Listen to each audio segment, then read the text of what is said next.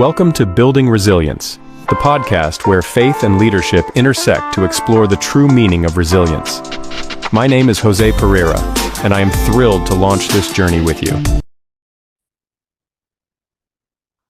Welcome, everybody, again to my show, Building Resilience. I'm your host, Jose Pereira, and today we're going to be deep diving in the art, in the science of healing. And I have today a wonderful guest, and I was talking before the recording with her that this show, what we want to is showcase the human nature, why people do what they're doing today, because sometimes you see only the surface, but you don't see what is behind. Everybody has gone through adversities in their life. Sometimes we have hidden traumas, and sometimes we do things to heal. And the person that I'm having here, she talks about healing. So my guest today has walked through the fire and has embedded a powerful voice of transformation. Her name is Heather Ann Ferri. She's a speaker, she's an educator, she's a healer, and she's the author of The Sacred Sweetness, The Alchemy of Healing Sugar Addiction. Wow. Great topic. We're going to talk about that because I have been, to tell you the truth, sugar addicted in the past. I won't tell anyone. She helps individuals and organizations alchemize the trauma by blending creative art with the ancient science. Very interesting topic. Her work addresses everything from the AD to the CPTSD recovery. I was a PTSD victim, so I know what is that. Okay. Yeah. Her work addresses everything from the ADHD to the CPTSD recovery. I said her journey from survival, severe childhood abuse, and generational trauma. Great topic talking about generational trauma. We're going to stand that because this is something really powerful. To becoming a spiritual advisor, and it's truly remarkable. Without further ado, I'm going to give the mics to Heather. Thank you for being here, Heather. The mics are yours. Oh, blessings. What would you like me to share first? Well, I want that you introduce yourself first. Talk a little bit because I introduced that you have been gone through childhood abuse. You have suffered generational trauma, but now you're a healer. How was that process in your life? So, yes, I was born in Pittsburgh, PA. My parents were high school sweethearts, Okay. and they married very young, and they both had a lot of generational trauma through their bloodlines without knowing it. This was, in the 70s when we didn't hear much about self-care. Mm-hmm. There wasn't many options for mental health. And two of the pivotal moments in my childhood that I reference a lot in keynotes is when I was 7 years old, my father came home Christmas Eve and he was really upset. He was depressed, confused, and he was sitting at the kitchen table with my mom explaining that he was being pressured into signing a contract he didn't understand from his father, from the family business. He just wanted to take it home and review. And my grandfather, apparently there was conflict and he was fired. So he was fired from his father and the family business. And before that, I would say, from my perspective, my mother would have, sort of be upset a lot at him and sort of always say, I'm going to get a divorce. There was always this sort of like, you're not good enough type energy. And so obviously she didn't handle this situation very well. And from that moment, as a little girl, I was like, wow, is mom going to leave? And what's going to happen to me and my brother? And I was like, I have to be the perfect child. Like, I absolutely have to be perfect and not bother her so that we can keep the house in balance. So right there, I started creating the masks and started creating different personas to help the situation that a lot of children do. And so then she had a job for a moment in time, and that didn't make her happy. While my dad was medicated and depressed, and then he got a job and she was home again. And I was roughly around 8 years old. Wow. And my dad and my brother are away in the morning. My brother left for school, a different school earlier than me. Um, and I would be sitting at the vanity desk getting ready like any little girl. And my mom would come in the morning every time, pretty much the same time, which Uh-huh. there is science to trauma in that sense. Mm-hmm. And she would take my hairbrush and start brushing aggressively. Then eventually the hairbrush would be thrown down. She would grab the back of my head, screaming horrific, horrible things to me, and then choking me almost to death. And you remember clearly that moment, correct? It took a long time to Wow. remember that because of the amnesia and brain damage, and also because as a child you're afraid. You want Yeah. to wrap it up. Yeah. So that was not a quick fix. Yeah, go ahead. You're talking two topics that are very interesting: the generational trauma and the childhood trauma. And I'm gonna say here, and the people that are hearing me, because I talk about this, uh, and there is something that typically in the religion is not talked too much about this. But the pastor of my church, he talks about the epigenetic. The Mm-hmm, epigenetic is generational trauma. Is mm-hmm. that is something that and is something that is beyond the ADN, or the is beyond the genetic. Is more something that people don't realize, that you can come with traumas that come from your past that you don't know it. Oh, You don't absolutely. know, and maybe you're repeating patterns in your life, and you don't know why you're repeating them. For example, Absolutely. people that are having in their family, everybody always got divorced, and you see that like it's normal, or everybody's alcoholic, or everybody is abusive. So these are patterns that you have to discover why, and you have to cut them. So this is something that I'm going to leave it there. The other thing That is was that lovely. I love that. Thank you. and there's something else. Now we're going to talk childhood trauma, because there's studies, scientific studies, that a person between the first year and the year 12, during those 12 years, is where you develop your personality. So everything that happened in that time frame will mark your life forever, unless you decide to retrain your brain. Because this is the other side of the equation, that today that the same science has discovered that we have plasticity in our brain. Mhm. So even those childhood trauma, you can reframe them. But you have to, it's not easy, but it's doable. So many people are not aware that many of the things that they're having today in their life can come, or the generational trauma, or the childhood trauma. And you don't know it until you discover it. I can tell you, in my particular case, I have been discovered patterns in my family in the past that now I'm trying to fix it, and things that happened in my childhood that I was not aware. Because this is the other thing. I have a therapist, by the way. I always say this. And typically, when you have those childhood trauma, your brain try to protect you. So it put it in the back, and you don't know that you have there, until one day they can pop up. So tell me more about how you begin in your life with this process. How you begin to discover this, and how you discover that you could heal with this. Yeah, I don't want to miss this thought though, and I'm going to go right Okay. to that. So my Okay. thought is when I became a trauma coach, which I didn't plan for 15 years, and started to the I call the divine mother. That's who I Mm-hmm. sort of work with, the woman who created Mother Mm-hmm. Earth, Mm-hmm. the planet.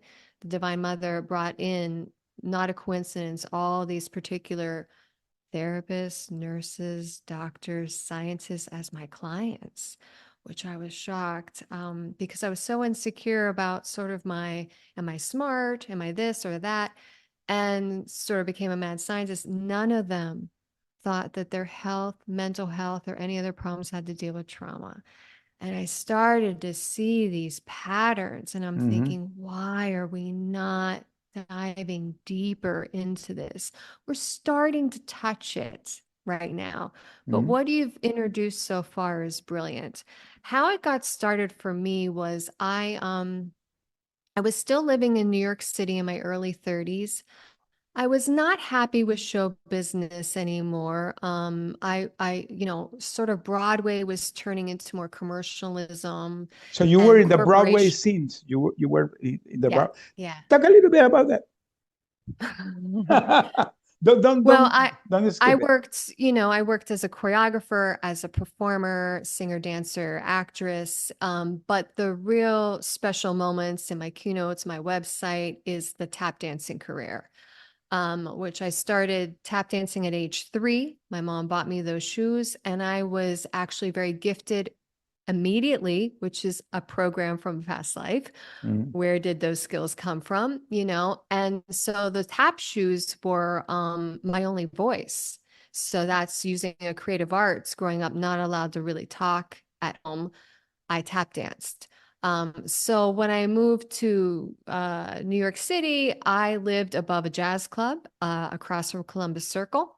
Okay. And every day I'd walk past these event signs in front of the club. And being a sugar addict, being OCD, being personality A, I was driven. I've got to get jobs. I've got to make it. I've got to, and didn't pay attention to anything. And PTSD makes that very, very short. You can't Mm-hmm. see outside the box. Mm-hmm. But one day, we could call it a miracle. I looked at the sign. And the sign was of the tap legend Jimmy Slide. And he was hosting an event every month in that club. And I did not watch television, but I saw these tap masters, specifically Black men, and was captivated by them. And so I was like, I have to go. And so that night, I went into the club, and back then, this is the 90s. Honestly, I was like the only white woman, I snuck into the back corner, hid for about 4 hours, Wow. and was mesmerized by particularly him, all of him, his smile, his auric field in the yogic world, his voice texture of warmth, depth, spirituality, his connection to the audience. I can now say he was healing them just by his presence, not even his amazing skill set. And I was just, another tap masters came up, and I just enjoyed myself. And then at the end of the night, what I knew best, hiding certain aspects of me, I was trying to duck out, and he jumped right in front of me. And I don't know how it started, but I said, it's an honor to meet you. And he said, wow, it's an honor to actually meet you. And we shook hands, which was the activation. I call it a soul activation. And he looked at me and said, are you a tap dancer? And I shyly looked down at the ground and kind of looked up, and I said, yes. And he said, well, bring your shoes to the next event. Wow. So I walked upstairs, closed the door, and I cried for hours.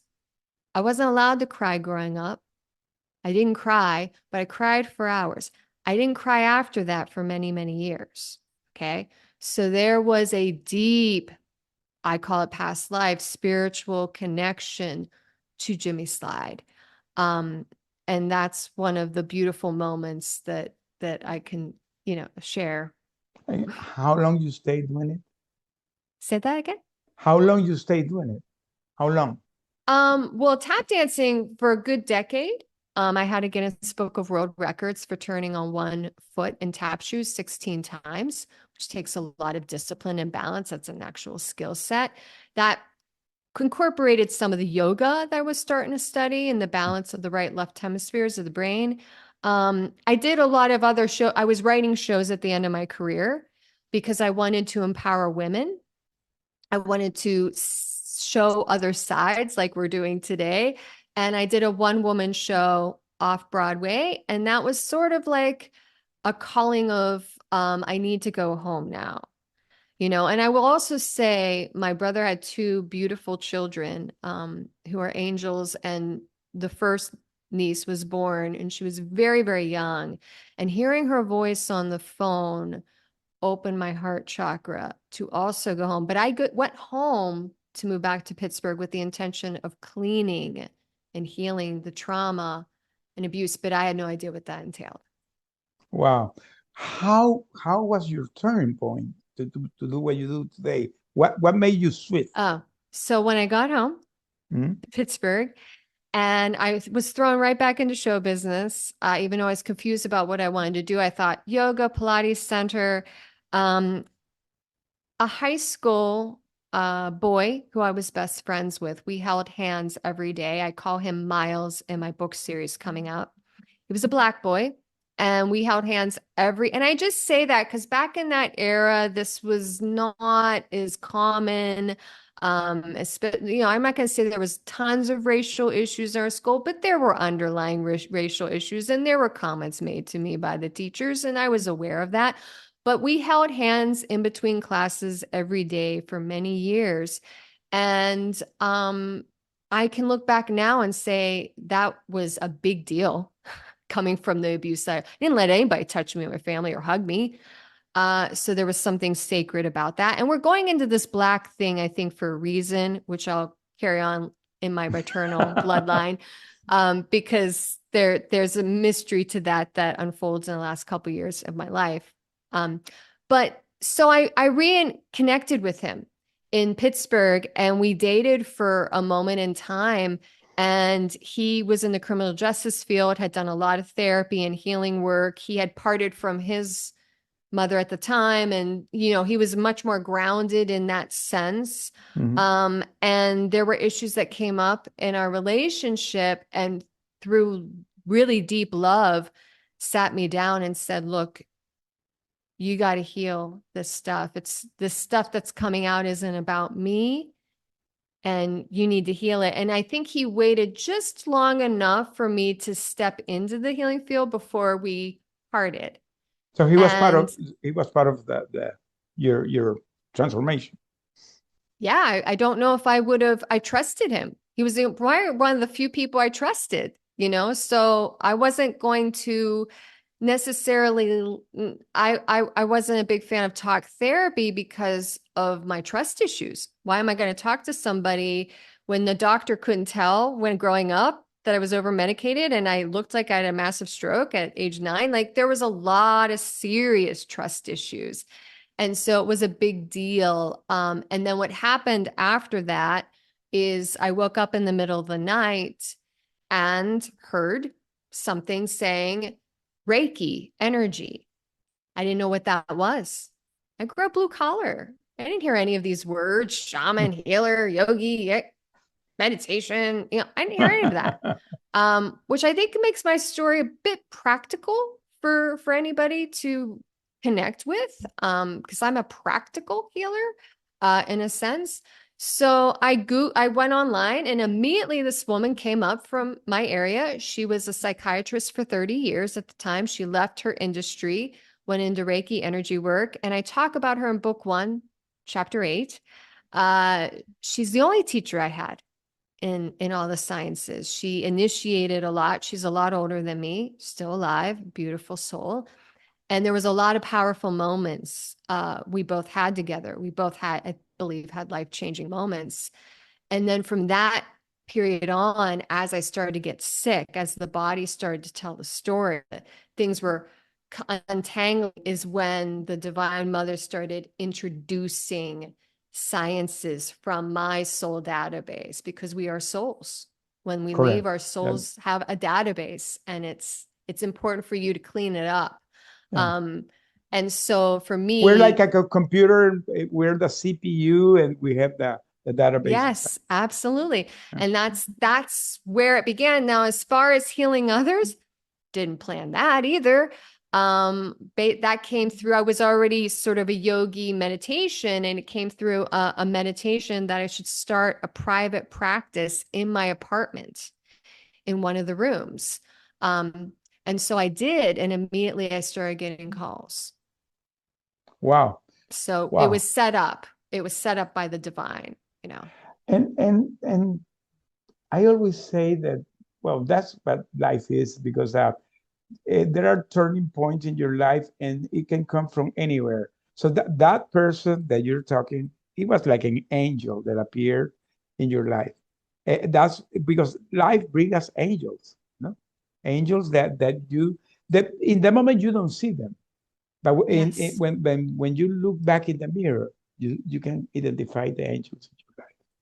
So that was Yeah, it took me amazing. a long time to realize he was that But for you're me. clear right now that he was an angel. Absolutely.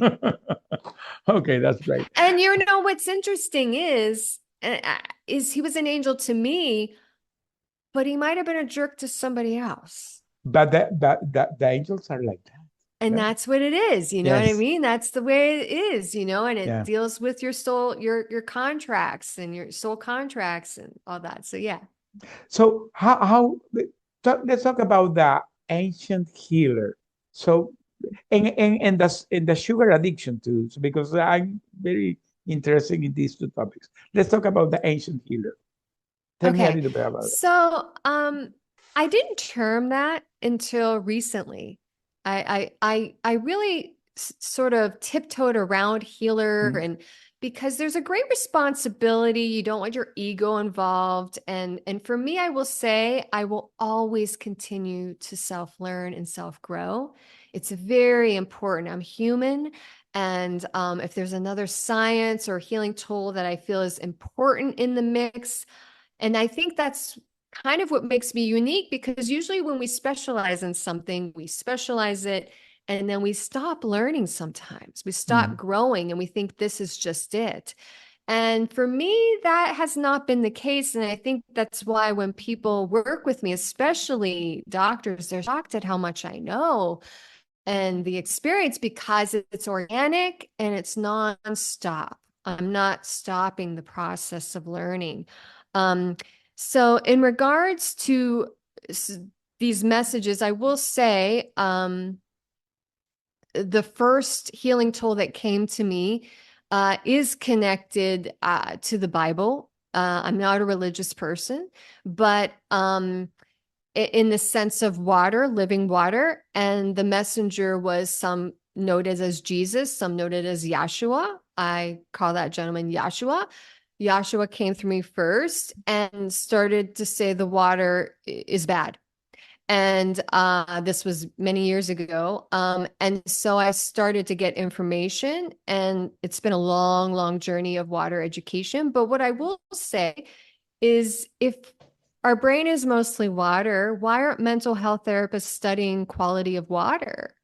Why don't they understand ORP or HPH or any of these properties? So there's a water ebook people can pick up and ask me questions.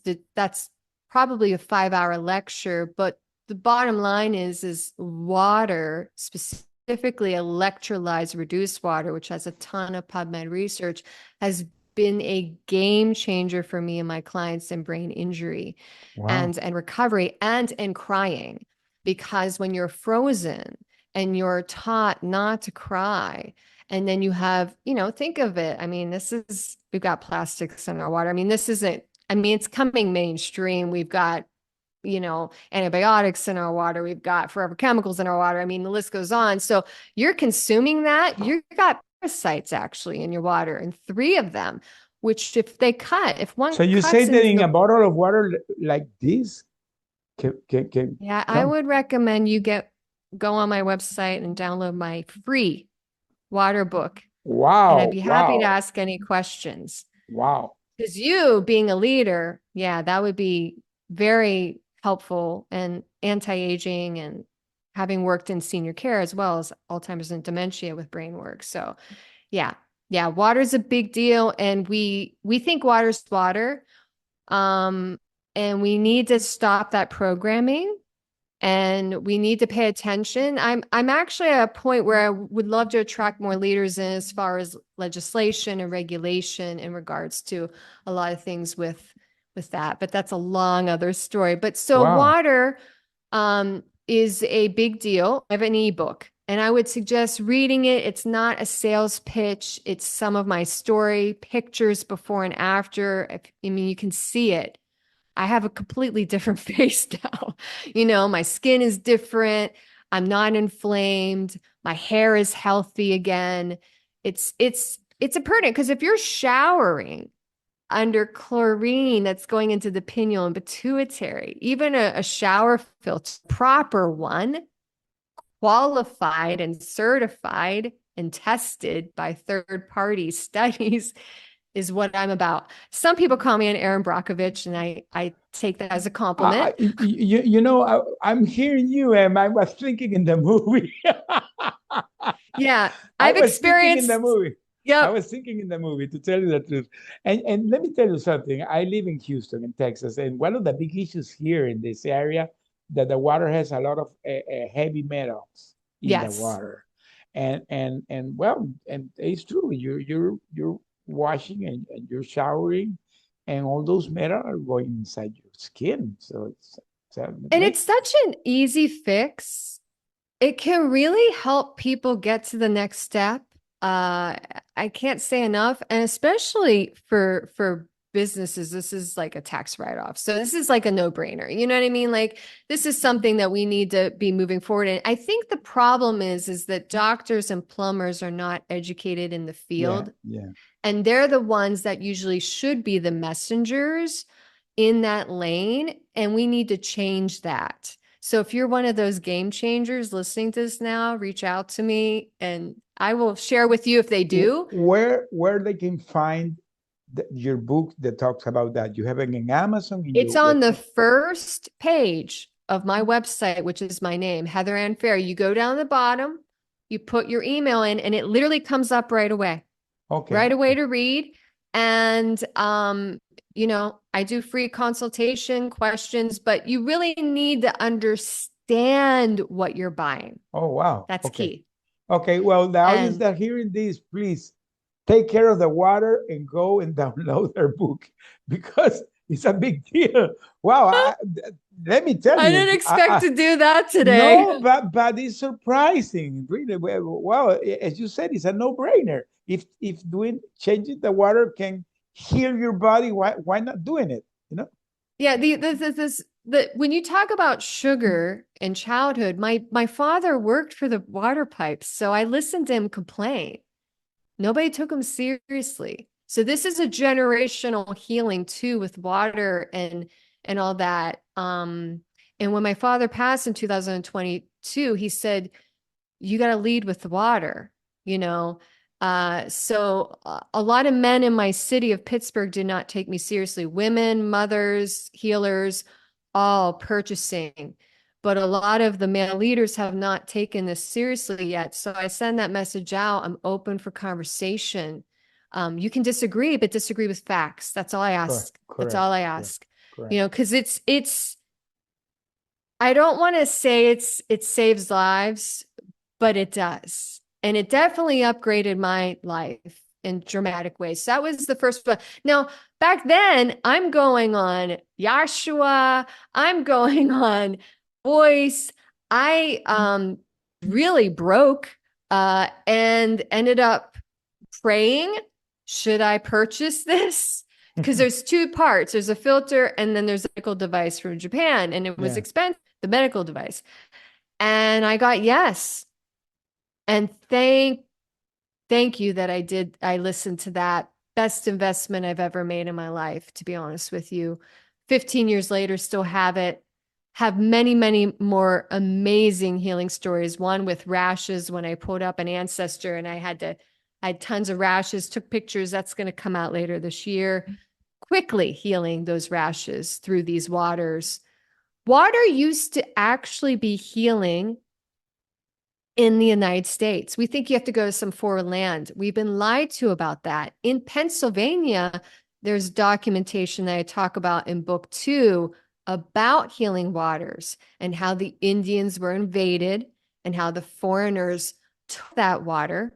This is documented, bottled it with glasses in the 1700s and sold it to the people.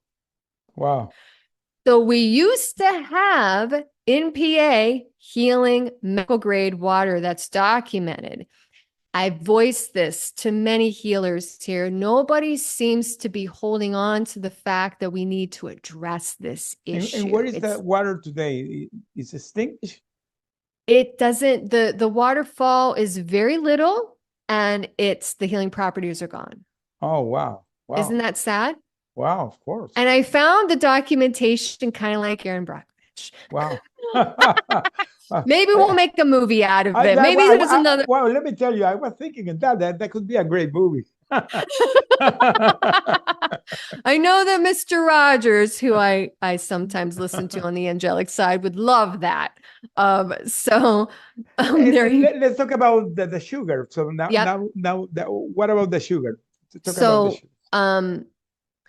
When my mom would attack me, I'd sort of just get myself together again, walk down the stairs to leave as quickly as possible. But when I would look into the kitchen, she would be eating chocolate cake. She was a high sugar addict, and we all really ate a lot of sugar.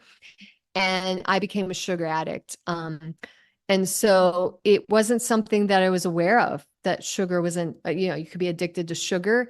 It was really when I started to do the energy healing work with my energy teacher, I started to realize, because I couldn't use my voice to my family, that when I felt shut down by the male energy in my household, family system, I would buy a pie and eat half of it in a setting.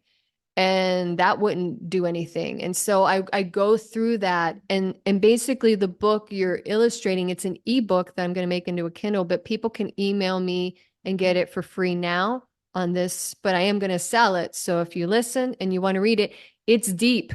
It's probably worth about 10 therapy sessions. It's got questions, it's got call to action, but it's deep. And it's not until the last year that I really understood the generational trauma with sugar in my mom's maternal bloodline. My maternal grandmother actually had a darker skin color that we just never really thought about, and really lived a very severe repressed life in low income. And I was very close to her at the end of her life. There's a chapter in book 1 on her, and she prophesized some things to me. Wow. And she passed away. She was the only family member that held my pen and started to see the generational trauma with me and my mom. And then when I started in the last couple of years, when my dad passed away, realizing, okay, her mother died at childbirth. There was no father in sight. Her older sister raised her. And then I started to get information through images of Black women. And I peeled 2 in particular. And I will notate them at a later date with a soul tribe member. With that, I feel it needs to be from a soul tribe member first. But they're pretty significant lives, and I want to set the record straight. But that explained to me the psychopathic attacking, because those Black women were enslaved, trafficked and stolen, brutally raped, tortured. Well, one of them was torture. The other one was empowerment. So I have a lot to say about that, and it would explain then what you said in the beginning, because you're brilliant. This is brilliant. Where did that programming come from with my mom, which I always questioned? Where did that switch? That came from somewhere, and it came from the predators. Wow. Who inflicted the Black women in the maternal bloodline. Wow. What a heavy story. Wow. It's heavy. Ooh, wow. Ooh. Let's go do a lighter note. Oh, yeah, because you were talking and it's really heavy. Well, that is what it is. Let's talk about that you integrate creative arts in your healing programs. Talk a little bit. Yeah, because trauma can get heavy, like you just said. It can get really heavy. And having the creative arts in my being, I think inspires others to not only dive into the pain, but also know that you got to find your creative arts within you to evolve in joy. So for instance, when you're chanting vowels for brain protocols, so they're not words that help rewiring, people start to sing.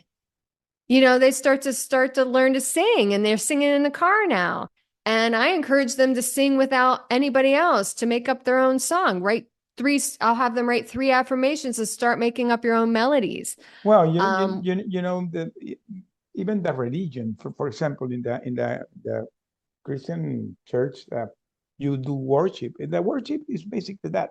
You are praising, you're worshiping, you're singing, you're expanding your soul, and all the religion really have something related to that, because in the Buddhism they do it, in the Islamic they do it. So all the religion really, the singing and the music has to be part of the process. Um, so now you integrate that in part of your program. So you use, because I'm making you the question because I told you that I saw your YouTube videos. So you were dancing, and I said, "Oh, this is cool." But really behind that, you are taking out the trauma. You're trying to, to take out everything. Talk a little bit about that. Well, I switched over from having people on table and doing energy work and taking out darkness, because they would go home and not change anything in their lives. That became a Band-Aid. So what I do, my energy is healing, and people start to upgrade in my presence. Mm-hmm. I want people to become their own healers. Mm-hmm. So I'm teaching them protocols to remember things. I'm teaching them to write. I'm empowering them through these tools. Now, they may love to sing, they may love to dance, they may love to write, they may love to martial arts, but we're going to tap into something creative to keep them going, of course. And you have to know those moments where you go too deep and they need a break to get them to the next level. This is the mastery in it. If you pull too much trauma out too quickly and they can't handle it, what are you going to do? You know what I mean? So there's a dance to that formula, but part of it is that it's really their work. If they're going to do the homework, they have homework, they have a notebook, if not, I don't know, and so, because we want to I think we're in a time period right now to empower souls to become saints again and healers again in society. They have to do what I've done. We can't just have miracle healings that existed and do exist. There's a karma, though. So if you've done a lot of evil, I'm not sure you're going to get that, because it's not going to empower you to evolve. So we need to start to understand more. And I know a lot of energy healers agree with me. They've transitioned that career into more of health coach, life coach, helping people understand when you take a bath or shower, there's a whole ritual around. This is your skin, Do you touch it with love? Do you even think about that idea? Those ideas again, we got to get back to those roots. So, does that make sense? Of course. Let me tell you, when I'm hearing you, if you every day in the morning, the first thing that you do is express gratitude, that it immediately change everything. So when you do that, you are in the process of heal yourself, because expressing gratitude for anything, for the life, for be breathing, for having a good day, for whatever is happening, even if you're going to in a bad moment, try to express gratitude. I know that it's difficult, but you can do that. I was just going to say, beautiful thing, but there were moments where I was in so much pain. And if you're out there and you're that person, where when I would put my foot on the floor and stand up, I knew I was going to feel excruciating pain that people should not have to experience. what I had to do was necessarily positive thinking. That wasn't going to work for me at that point. I had to tell myself, this is just my perspective. I told myself, I'm going to win over evil. I am going to be my angelic warrior, but I can't avoid this pain. I got to shake it out. I got to cry it out. I got to write it out. So if you're in that lane, I've been there a lot.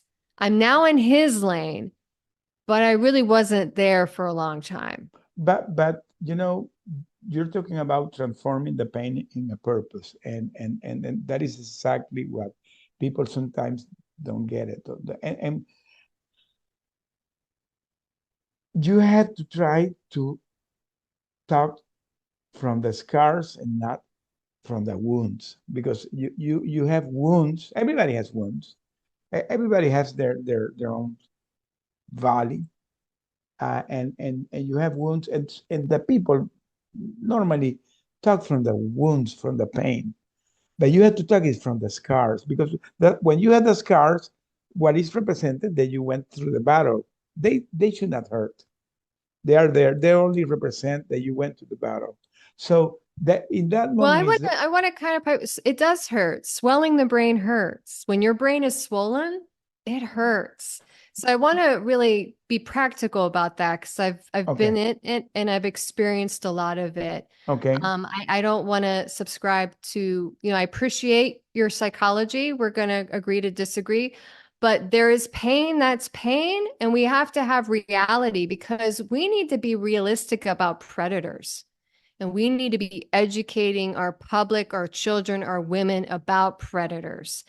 And so there is a debt when you do harm to somebody.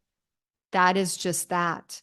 and For those of you, how you prevent it and how you correct it.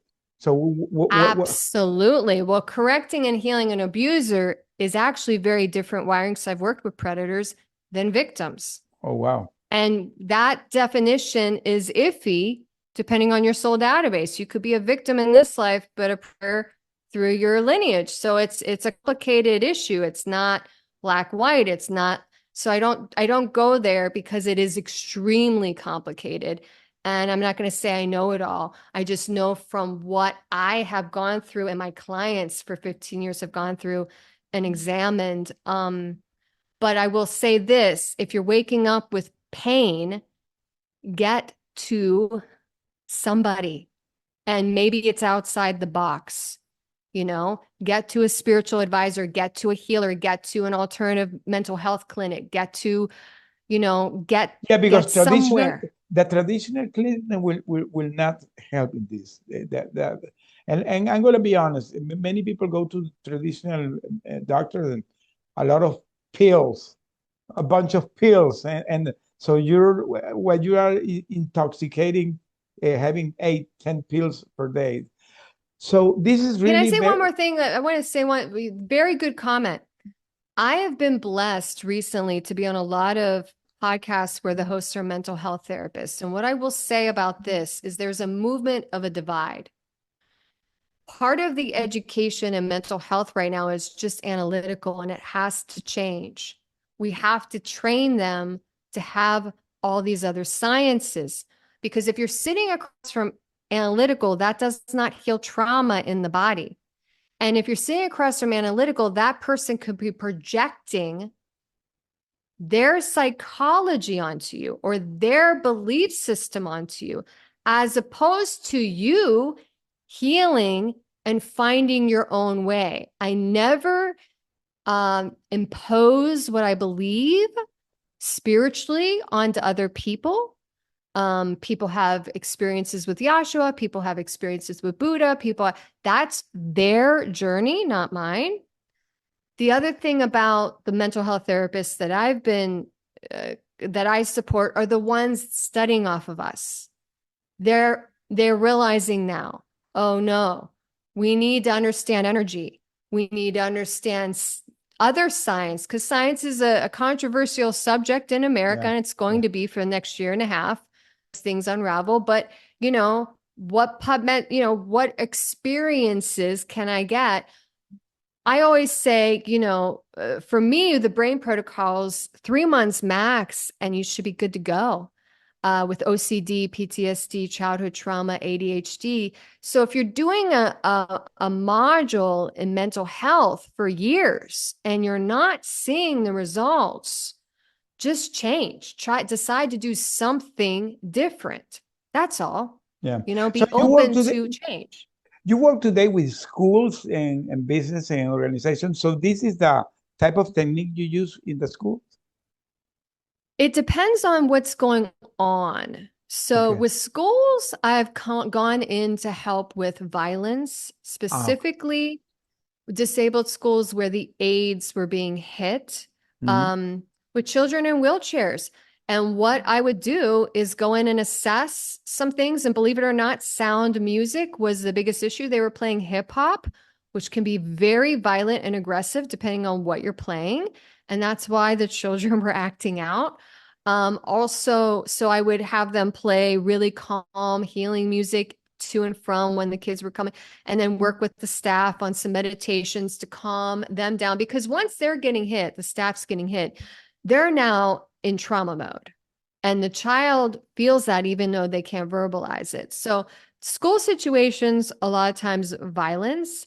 And in businesses and organizations, it just depends on what they're looking for. Better communication, decrease in, sicknesses. And basically I could do like a very surface medical meditation program, but I find that the PTSD brain protocol is amazing for staff to sleep better, to start showing up with more positivity, morale, and then they also feel supported by their boss. I do work with leaders. It's nice to work with like a leader of a CEO before they hire me in, so they get a little example of what they're hiring in, but that's not always, you don't always get that. Water, change kitchens and employees, Oh, the water and is a big deal. I can tell you, big deal. you'll get a lot more I, activity. I really, really, for me, was a pleasant surprise. And in your book, The Sacred Sweetness, you talk about the connection between the sugar addiction and the emotional and the spiritual healing. So how is that connection? Because you're blowing my mind, by the way. Oh, thank you. That's a blessing. Thank you so much. So my mom didn't express, like, we didn't have an outlet at home. Obviously, the only thing my mom expressed was anger and rage all the time and blaming outside of herself. She didn't look inside at the mirror.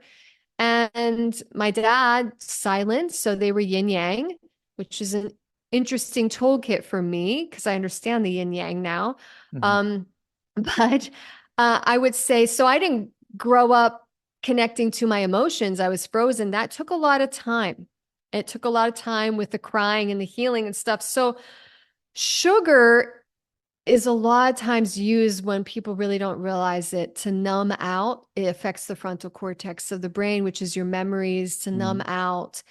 And the deeper question is why. And, some people, it's an easy question to answer, and some people, it takes a little bit of time. But one thing about our emotions is they start to get stored and they form cancers and acidity in the body.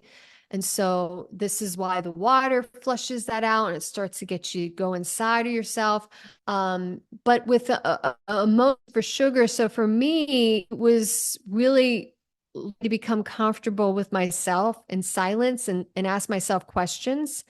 And that's why the book series is coming out later is a manual too, after each chapter, because I ask you questions and give you meditations so that you can either work with your coach or become a higher evolved scientist of yourself, or healer of yourself. Does that help at all? I'm not sure. Of course. So for the listeners that are hearing this, that because you mentioned that if somebody's going through something, try something different. So what would be your recommendation that somebody that is hearing this, that they're trying to heal, but they're stuck? What will be the step that they have to do to change their situation? What will be your recommendation? The truth is, it's like, go back to that complex. No two people are alike. They really aren't. It really is interesting. But I go back to the foundation that I always introduce to every client, and that begins with water. So maybe read the ebook, see if that's similar. Most people don't drink water, don't like the taste. They don't crave it anymore. There's a reason for that. I call it my magic water. I love it. It nourishes me, it feeds me, so I don't actually have to eat as much, because when you're hungry all the time, your body's craving minerals it's missing, nutrients it's missing, which could be missing in your foods, because we have food issues too in America with the soil, but Oh, that's a whole other topic. oh But no. yeah, so maybe that, and doing something different, breathing, take a breathing class. Learn how to deep breathe, game changer.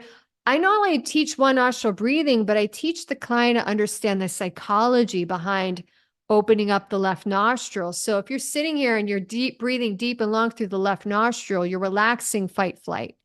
You're going to sleep a little bit better, maybe deeper, but you're also training the body to stay relaxed. So when you're testing it out, every day and it's tight or short, did something trigger you at work? Are you running away from something? I was workaholic, so I get that workaholism, running, Hello, I'm running. here. I'm here. I was That's too. me. That's me. And so just doing 15 minutes every morning of breath work not only is going to help your health and your immune system, but it's going to start to get you to go inside yourself. That's what we want. We want you to love yourself more. Of course.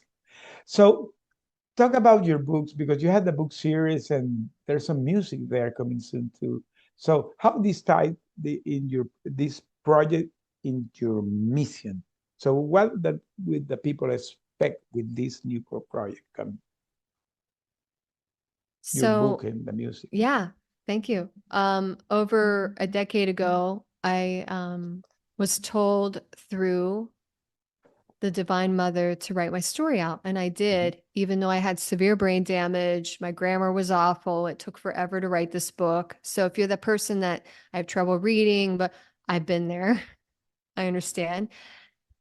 I published it with actually Christian Faith Publishing in 2018. And it's interesting because I'm not religious. And I said, they came on my feed and they were like, we don't care. We want to read your story. Maybe that had to be your next move. I'm hearing you. Yeah. No, it's not, but it's all good. It's all good. I love you. It's all good. It's come here. No. It's calling you. There's more for that later, but there's a lot deeper journey for that later. But what happened is I was afraid to share it with the public for for my family, my mom to go against me and all that. There was a lot of shame still, but the right people found it, and those people became clients.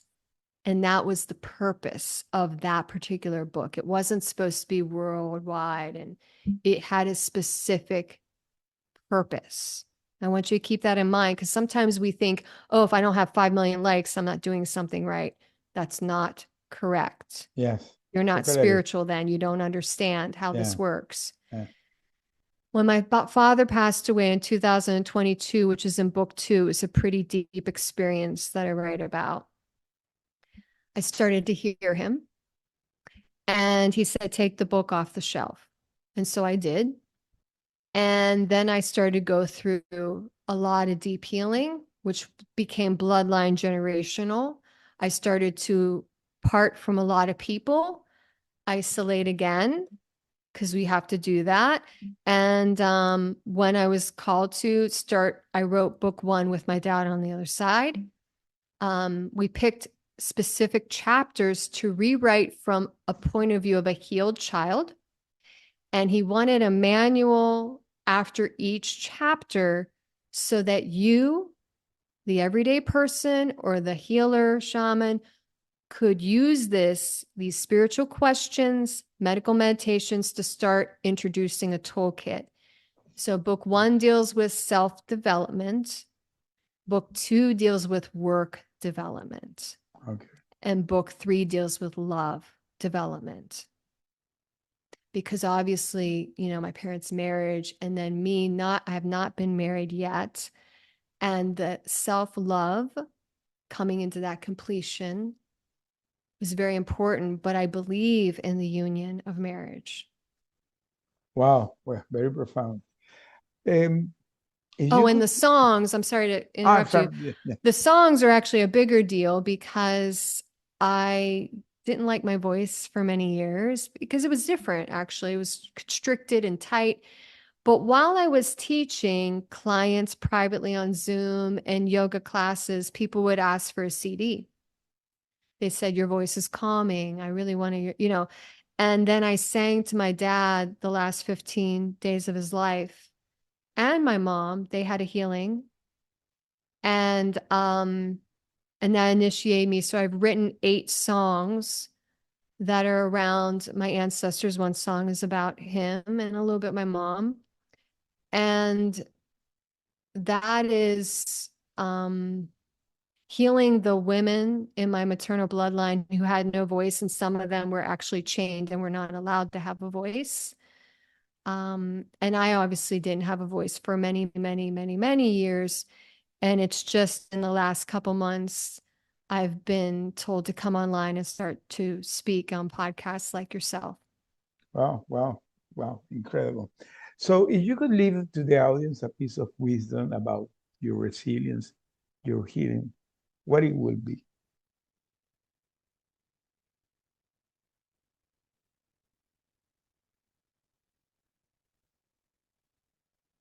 So for me, I was never drawn to the superheroes in movies like a lot of people were.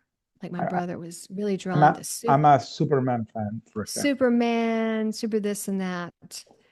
When I was going through some of those painful moments, it occurred to me that I could create a superhero within myself. And so I started to sort of think about that idea of how I could be, my own hero, in that sense. And so I feel like we do live, especially in America, in a culture where people are on their phones and computers staring at celebrities, athletes, social media all day long, outside themselves. The only way you're going to be able to resiliently heal is if you go inside. Yeah. So. Well, we're coming to the end, and I'm going to give you the last minute to say anything that you want to talk about, your business, what you do, where the people can find you. So this is the minute pitch. So the mic are yours. Thanks so much. Best place to find me is my personal website, Heather Ann Ferri, but my email, youmatter, youmatter 108, youmatter108@gmail.com. If you're looking for a professional speaker, if you're looking for Zoom coaching, or you're an alternative health person who wants to train and implement that into your facilities, leaders who are needing maybe some personal coaching a little bit, or spiritual advisor, reach out to me. I'd love to begin that conversation. And I want to just send blessings to this channel, you and the people who have listened. By using my voice today, you've helped me heal my bloodline. Thank you. Well, we're coming to the end. This is an incredible show. Wow, I taking the water. I'm gonna go immediately to your webpage to download that. And well, this was a great show. And well, the people they want to connect, I'm gonna put her link there. And well, this was a wonderful show. Thank you for being here. Thank you. Bye. Bye. If you're a leader, you need to hear this. Great leadership isn't about having followers. It's about making more leaders. The real measure of leadership isn't about power or position. It's about impact and influence. The best leaders uplift, mentor, and empower others to reach their full potential. Leadership isn't about control, it's about creating a culture where people feel valued, inspired, and ready to grow. Remember this, if you treat your employees like they make a difference, they will. Join us in transforming leadership into a movement. Watch this video and see the incredible difference it makes when leadership is about building leaders, not followers. What's the best leadership advice you've ever received? Drop it in the comments.